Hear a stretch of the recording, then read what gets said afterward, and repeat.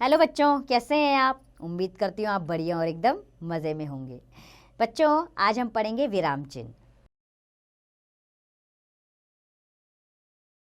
क्या आपने कभी इस बात पर ध्यान दिया है कि जब हम किसी से कुछ कहते हैं तो लगातार बोलते नहीं चले जाते, हम बीच बीच में रुकते भी हैं, कुछ क्षण ठहर कर अपनी अगली बात कहते हैं। बातचीत के बीच में रुकने को विराम कहा जाता है। विराम शब्द का अर्थ होता है रुकना या ठहरना। अर्थात लिखित भाषा में रुकने या ठहरने का संकेत देने के लिए जो चिन्ह लगाए जाते हैं उनको विराम चिन्ह कहा जाता है। अब कुछ याद रखने वाली बातें हैं। मनीष, क्या तुम कल विद्यालय गए थे? हाँ, मैं कल गया था। क्या कल हिंदी का घंटा चला था?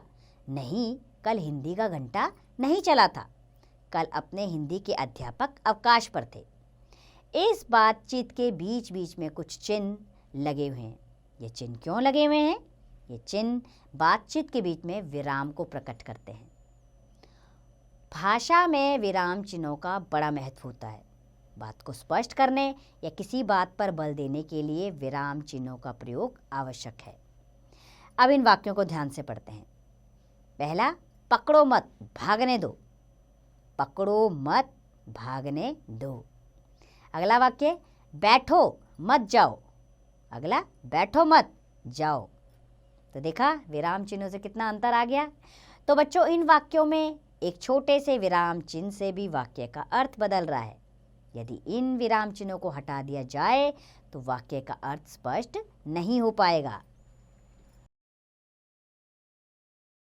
बच्चों, हिंदी में प्रयोग होने वाले विराम चिन्ह नीचे दिए गए हैं, आइए उन्हें पढ़ते हैं। पहला है अल्प विराम, दूसरा पूर्ण विराम, तीसरा विस्मयादिबोधक चिन्ह और चौथा है प्रश्नवाचक या प्रश्न सूचक चिन्ह।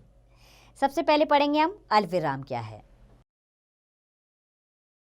जब वाक्य के बीच में थोड़ा रुकना आवश्यक हो वहां अल्प विराम चिन्ह लगाया जाता है। जैसे राम, लक्ष्मण, भरत और शत्रुघ्न 4 भाई थे।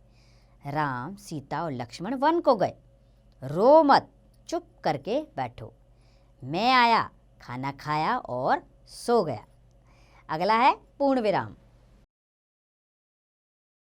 जहां एक बात पूरी हो जाए या वाक्य समाप्त हो जाए वहां पूर्ण विराम चिन्ह लगाया जाता है।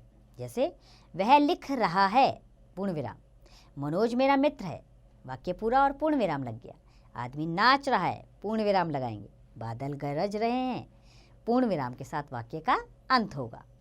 तीसरा है विस्मयादिबोधक चिन्ह।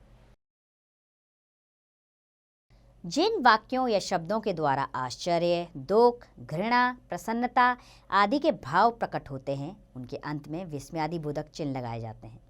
जैसे आहा, विस्मयादिबोधक चिन्ह लगाएंगे, हम जीत गए। छी छी, मुझे गाली मत दो। वाह, विस्मयादिबोधक चिन्ह, कितना अच्छा मौसम है। आह, विस्मयादिबोधक चिन्ह लगाएंगे और आगे का वाक्य लिखेंगे, वह मर गई। अगला है प्रश्नवाचक चिन्ह। बच्चों, जब किसी वाक्य में कोई प्रश्न पूछा जाए तो उस वाक्य के अंत में प्रश्नवाचक चिन्ह लगाया जाता है। जैसे अध्यापक, बालक तुम किस कक्षा में पढ़ते हो? प्रश्नवाचक चिन्ह, क्योंकि वाक्य में प्रश्न पूछा गया है। तुम कहाँ से आए हो? प्रश्नवाचक चिन्ह के साथ वाक्य का अंत होगा। तुम कौन हो? तुमने क्या किया? इनके अंत में प्रश्नवाचक चिन्ह लगेगा क्योंकि वाक्य में प्रश्न किया गया है। तो उम्मीद करती हूँ बच्चों, विस्मयादिबोधक चिन्ह के बारे में आप अच्छे से जान गए होंगे। अब आप इसका अभ्यास करें, स्वयं कीजिए।